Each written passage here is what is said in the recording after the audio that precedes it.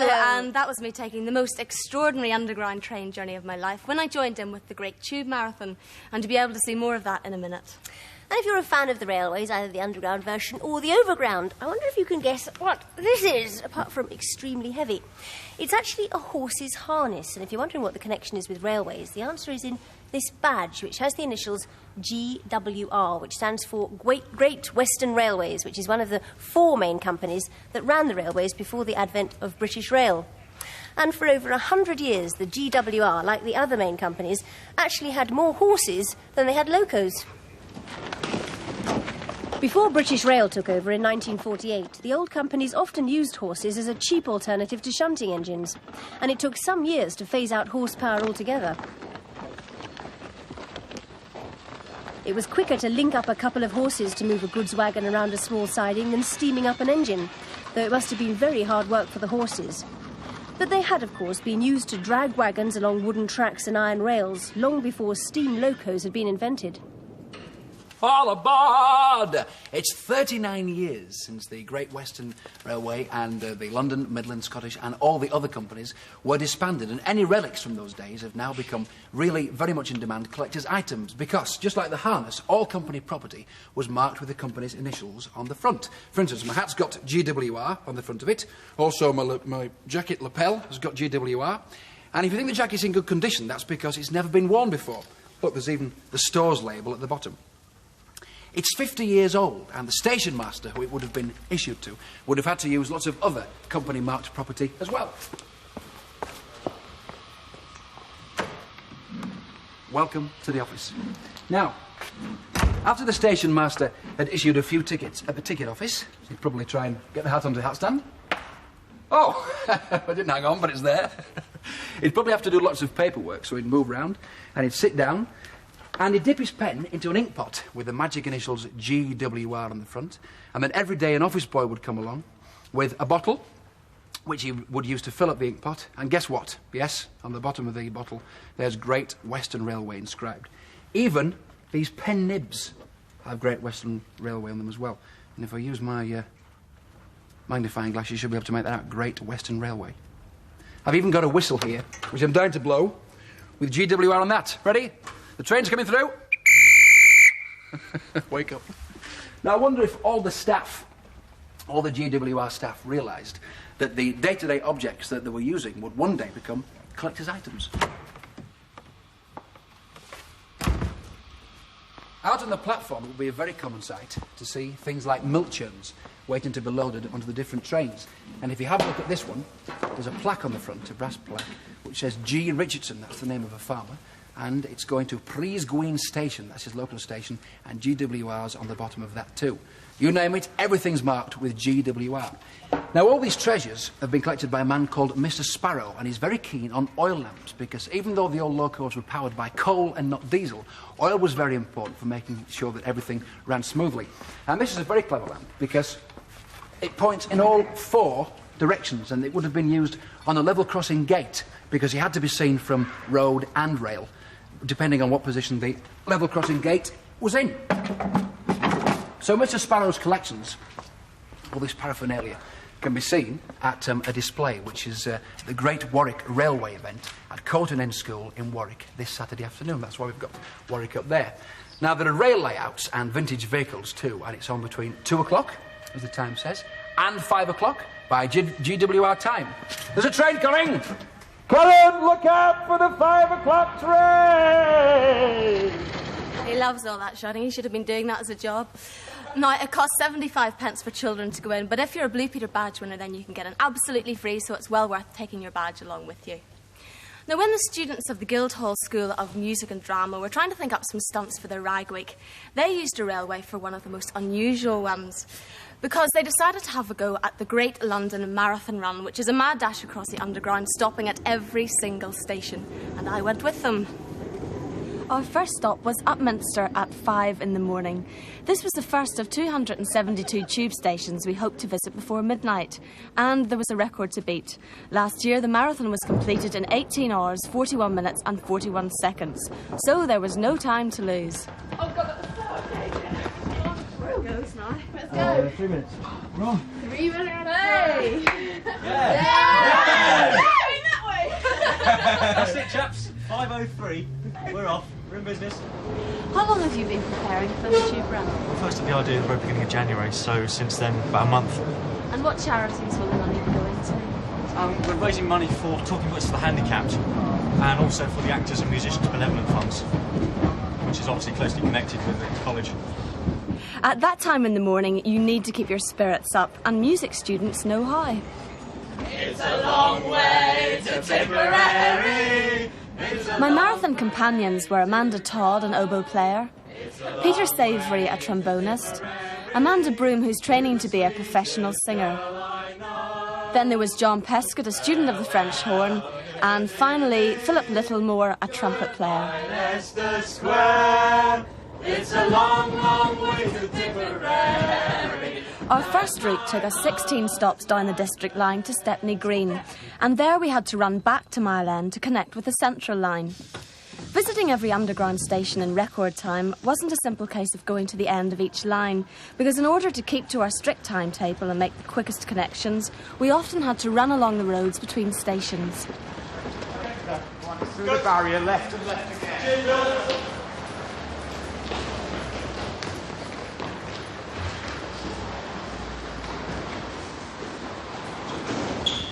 The students were all much faster than me, and it looked as if I might lose them right at the start.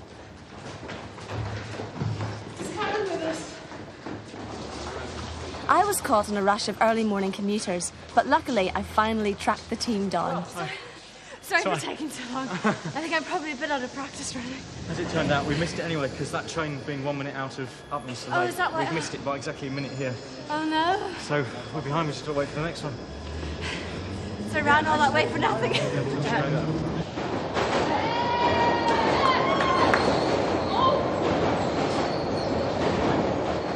It wasn't long before we were back on the rails, and by 6:20 in the morning, we were set for our second dash from Aldwych to Temple Station in the heart of London. Molly! I had an added responsibility. It was my job to phone back progress reports to the Guildhall, and my first was from Temple Station. It's just about 20 minutes behind. Hello, Student Union. Hello, this is Caron Keating reporting from the marathon run. We're now about 20 minutes behind. How late? But we're on our way now, okay? Bye. Okay. For the Guildhall students to beat the record, there were carefully timed deadlines to meet, and our progress was all plotted. And with one section complete, we were well on our way.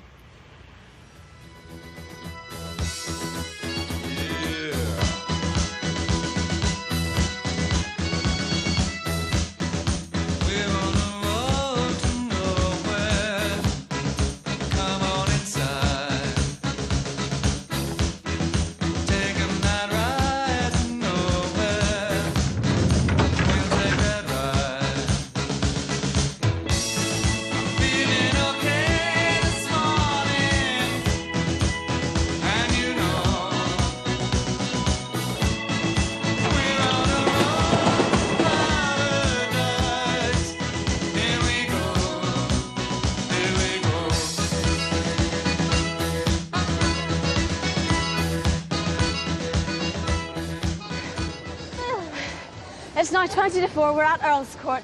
You've done about 130 stops. And another 135 to go. How do you feel? Exhausted.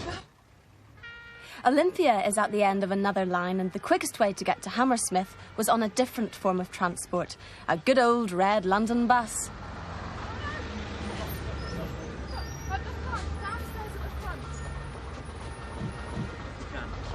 This was a good chance for me to ring through my second report. Hello? Caron again here. We're on a bus at the moment going from Hammersmith to Olympia. You're on a bus? Yeah, we're still running behind time. Just get a move on, will you? Okay, bye. With West London under our belt, we hit our first disaster.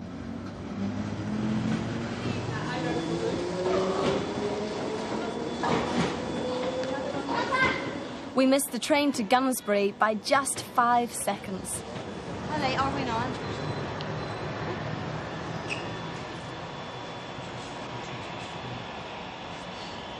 4:22. What time is it? 2 minutes. Over 10 minutes, right? How late does that make us? Just over an hour. Do we have any chance of getting to Amersham? Depends how the rush hour trains run, really. Yeah, at least there'll be more then. Got to get a Metropolitan timetable and check up on some new trains. So just keep your fingers crossed. We'll wait for this one. And at Gunnersbury, things got even worse. Philip had pulled a muscle in his leg and he was having difficulty keeping up. I can't carry on. Well, hang on, I have got a much better idea. Come on. Here we are. I think it's a much better option. Chiswick Park, please. Having packed Philip off home, I waited at Victoria, hoping to catch up. And I was lucky. Why the goodness were you?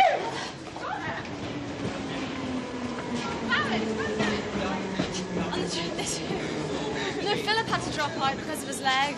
Yeah? So then I've just caught up. So where's Philip now? Philip's gone on, he couldn't continue anymore. All right. It was a very welcome rest anyway.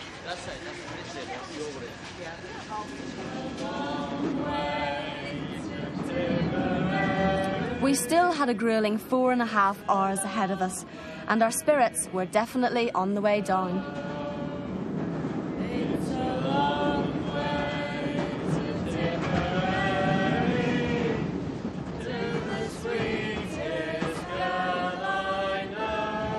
As the hours passed, so did the stations. Turnham Green, Kew Gardens, Belsize Park, Golders Green up to Burnt Oak and Edgware, Preston Road north to Moor Park and Watford. The London Underground seemed an endless maze as it got later and later. But by 11 minutes to 1 in the morning, we were finally moving towards our goal. There, like an oasis waiting at the end of the line, was Amersham, our last stop. We couldn't wait to get off our final train. And there to greet us was Bill Snake from the Guildhall with a bottle of bubbly. Oh, yeah. How long have we taken? 19 hours and 46 minutes. Well, we're running a bit behind time, but it's because we made a few unlucky connections. But the main thing is we've raised loads of money for charity. Open the champagne. Oh, champagne after that. You made Mark Curry look athletic. Thank you, Janet. No, I couldn't have I'm done not any used better. to running that far. No, I usually walk slowly down to the trains myself, personally. It would put you off going in tube change for a while, I must say. And the good news is, though, that the tube run raised £400 for charity, and altogether the Guildhall School's Rag Week raised the magnificent sum of £1,622, so well done to all of them. And to be fair to the runners, they could never have broken the record anyway, mainly because they had me on their team, but also because the 1987 London Underground timetable is 2 minutes slower than it was last year. Only 2 minutes. There's a few commuters who disagree with that, isn't there? But tomorrow, the Guildhall students play host to a very important group of visitors. They're the 85 members of the Chinese Youth Symphony Orchestra, and it's the first time that a Chinese youth orchestra has visited Britain. They've been touring Europe on a goodwill and friendship tour organised by the International Youth Council, and the concert's been amazingly successful. Thousands of people have been turned away. Unfortunately, the concerts in London and the one in Manchester on Saturday are for just an invited audience only. But fear not, because first thing this morning, the Chinese Youth Symphony Orchestra came to the Blue Peter studio, and they really raised the roof with pomp and circumstance.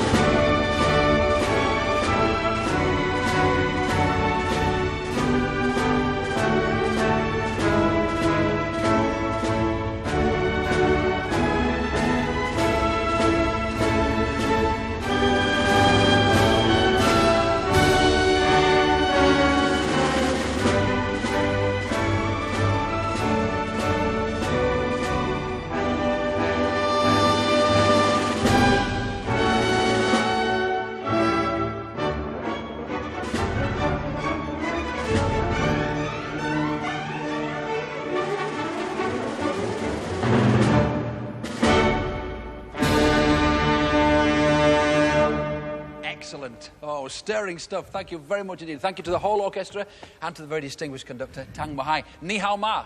How do you do? That went down well.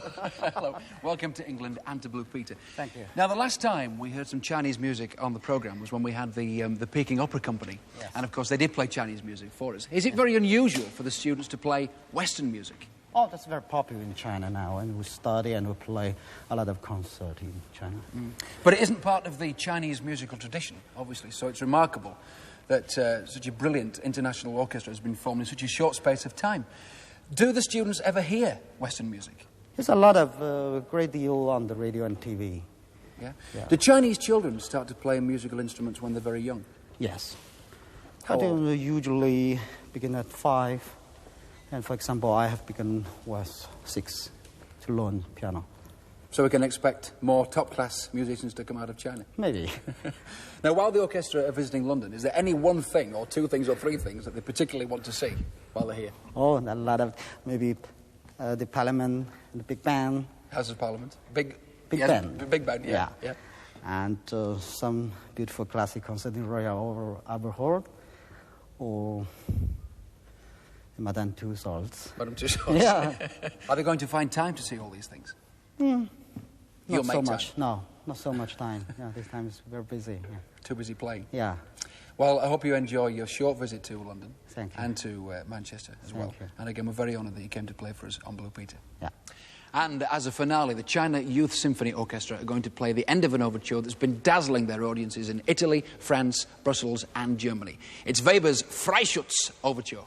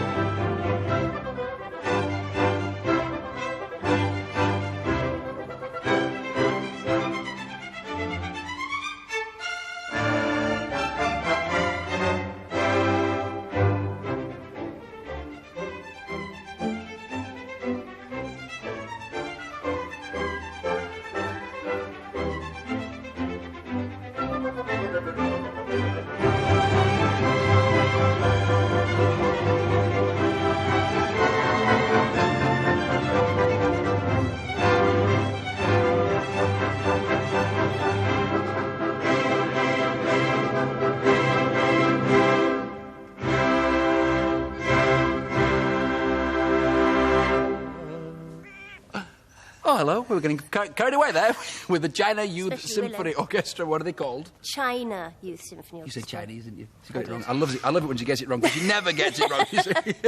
That'll teach. Let's hope they return to Britain very soon, because more people will have the chance to see them. They really are wonderful. Yes, grand in concert. It's over 2 years now since the tragic famine in Ethiopia, and if you were one of the millions of people who helped Ethiopia, either by sending stamps to our Lifesaver appeal or buying the Band-Aid single, Do They Know It's Christmas, you'll probably remember the sight of those camps at Coram, Mekele and Bora. Or perhaps one of the grimmest, Bati, which Simon visited with the Blue Peter Lifesaver team. And there he met Elisa Rassinen, the Finnish nurse who was coordinating the relief project.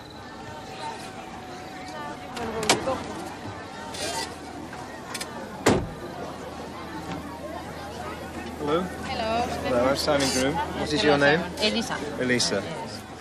Elisa Rassinen took Simon on a harrowing tour of the camp. Are there still a lot of people dying here in this camp? Yes, we have about... Last night we had 90. 90? Yeah. 90? Yeah, 90. It must be very distressing for you, particularly when you see the children dying. Yes, it is. While we were standing there, a funeral procession wound its way through the camp. This was the burial of a young boy whose family were mourning his death. The sight is so common in Bati, hardly anyone even bothered to look up.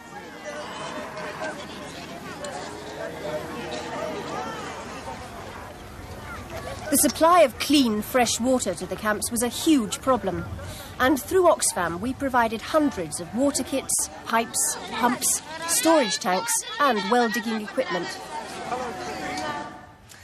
Most of the camps are gone today, and those water projects have been moved to the villages where they can help the local people. And that's the real key to helping countries like Ethiopia, long-term aid, so that when there's more drought or crop damage, the people are better able to help themselves. These pictures were filmed at the end of 1986. This is the kind of work that will help safeguard Ethiopia's future. This is a tree nursery. Planting trees strengthens the soil. The root system stops soil erosion and protects hillsides from being turned into barren places where nothing can grow. This is a terracing project. By building stone walls along a hillside, the people make sure that when the rains come, their precious topsoil won't be washed away forever.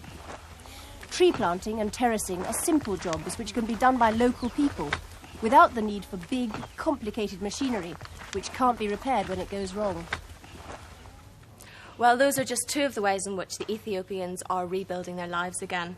But one of the problems in Britain now is trying to keep in touch with the improvements that are going on in Ethiopia now that pictures aren't appearing so regularly on television. Well, next Monday, 3 people are flying to Ethiopia to find out for themselves exactly what's going on out there.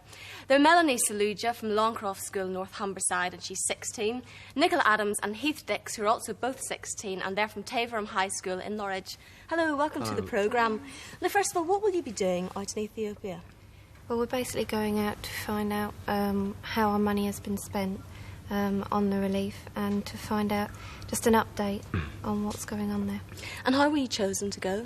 Well, our schools raise more money than any other school in the country.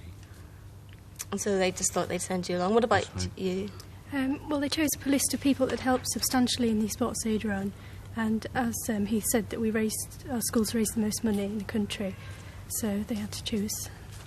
So you're the lucky people then? That's right. Well, we thought it would be a good idea if Nikki, Melanie and Heath got to talk to somebody who's become very good at getting answers to tricky questions, Bob Geldof. Hi. Hello, welcome back to Blue Peter. Hi. What type of questions do you think they should be asking aid officials in Ethiopia? I think mainly they should be looking at what you've already talked about, helping people in the local villages. One of the things I think you should ask them is if you ever come across somewhere where they're growing cash crops, that's things like coffee and cotton and tea, when the next one comes along, the next drought, which it will, you should ask the officials how are the people going to eat tea, coffee and cotton, because that is not, in my opinion, what they should be growing. They should be growing food that they can possibly eat, but specifically geared towards Africans' diet. And, of course, the thing you should be aware of is that the reason a lot of the cotton and coffee is grown is to export for hard money, so that in fact some of that goes to pay for guns. And I think maybe one of the things you should ask the officials is why are they spending so much on guns? You said talk to the people in the villages, but won't there be a big problem with language? Not really, because you must talk to the aid people there, like the Oxfam people and the Save the Children people, or the French people in AICF. I believe you're going to visit them. You should talk to them, and they'll really give you the lowdown on what's happening. The government people will probably as well, because they've got an interest in seeing this whole problem eradicated. They have to fight the bureaucrats in their own government. I mean, that's one of the major problems. So by and large, they'll give you a pretty clear picture, particularly if there's cameras around. Did you find it difficult to find out information? Were they very clammed up about it? No, really. I mean, they would acknowledge the fact that, like, the situation was horrendous, and they were desperate to do whatever was necessary, you know. Do you think it's a valuable trip? I think I'll tell you why it's valuable, so that you can be sort of a mouthpiece and an eye for all those other people who contributed so much, particularly now, because I don't know if anyone was watching the news last night and they saw the horrendous situation in Mozambique. Now, there's a famine which the Oxfam and Save the Children people say may be on a par with Sudan and Ethiopia, but it's directly caused because of destabilisation and war. And yet again it makes me angry, because here's something that is so uniquely unnecessary, that millions of people starve. And if we're not very careful, we're going to see the same pictures you've just shown in Bati in a month or two's time from Mozambique.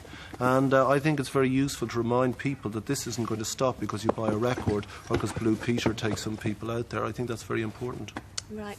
Well, listen, good luck with the trip. Thank you all very much. And take loads of pictures and bring them back.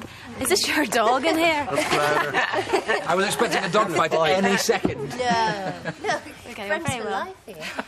Yeah, well, look, let's get you We some have a good new news. dog on the programme. And speaking of dogs, appropriate enough, on Monday we'll have a top dog in the studio, the supreme champion of the world's top dog show, Crafts. sounds rough to me. And we're going to be going behind the scenes at the Globe Theatre, so we'll see you on Monday. Bye-bye. Bye. Bye.